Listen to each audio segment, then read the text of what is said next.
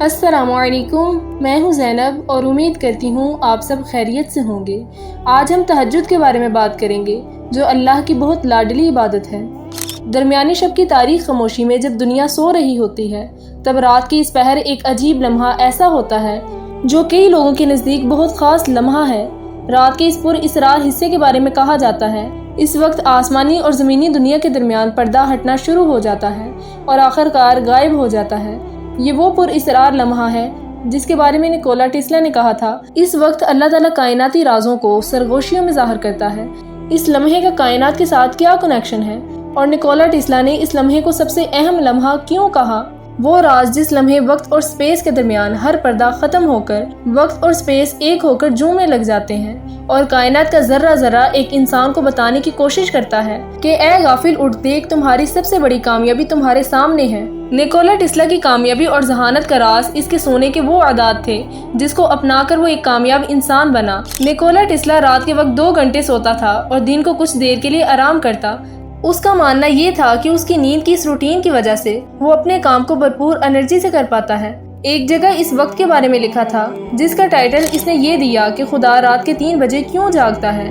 یہ ٹائٹل کسی کی سمجھ میں نہیں آیا، لیکن جب اسے نکولا ٹیسلا کے نظریے سے دیکھا گیا تو بات یہ واضح ہونے لگی کہ رات کے 3 بجے کا یہ وقت ہی جو 24 گھنٹوں میں سب سے طاقتور اور اہم ترین وقت ہوتا ہے، اور اس وقت جاگنے والا اپنے جسم کے اندر ایک عجیب سی انرجی اور طاقت محسوس کرتا ہے، جیسے کوئی اندیکھی قوت اس کے جسم میں داخل ہو کر اسے اپنی زندگی کا پورا نقشہ سمجھا رہی ہو۔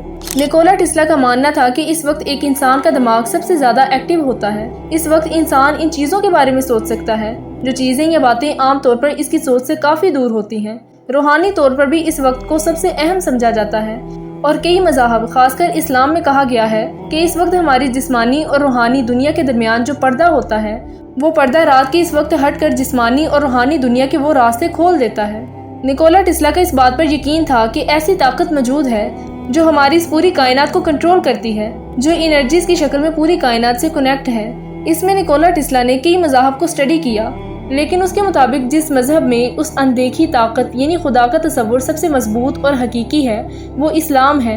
قرآن و حدیث میں کئی جگہ اس حوالے سے اشارہ موجود ہے کہ رات کے 3 بجے کا یہ وقت انتہائی اہم ہوتا ہے، اور یہی بات نکولا ٹیسلا سمجھ چکا تھا، اور وہ انہی انرجیز کی تلاش میں تھا جو ایک انسان کو اس اندیکھی طاقت کے قریب تر کر جاتی ہے۔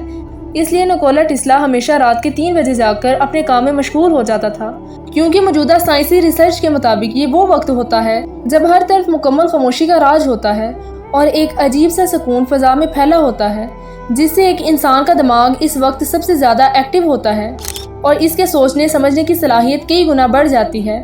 ہمارے پیارے مذہب اسلام میں صبح کے 3 بجے کے اس وقت کو تہجد کا وقت کہا جاتا ہے، جس کی دین اسلام میں انتہائی فضیلت بیان ہوئی ہے۔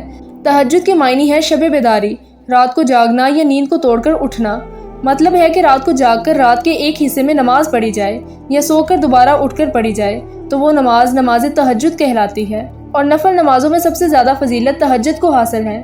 ایک ریسرچ کے مطابق جس میں انسانوں اور جانوروں کے دماغوں پر الیکٹرونز لگا کر نیند کے دوران ان کے دماغوں کا تجربہ کیا گیا، اس تحقیق سے یہ پتہ چلا کہ نیند پوری کرنے کے بعد انسان کی یادداشت میں اضافہ ہوتا ہے۔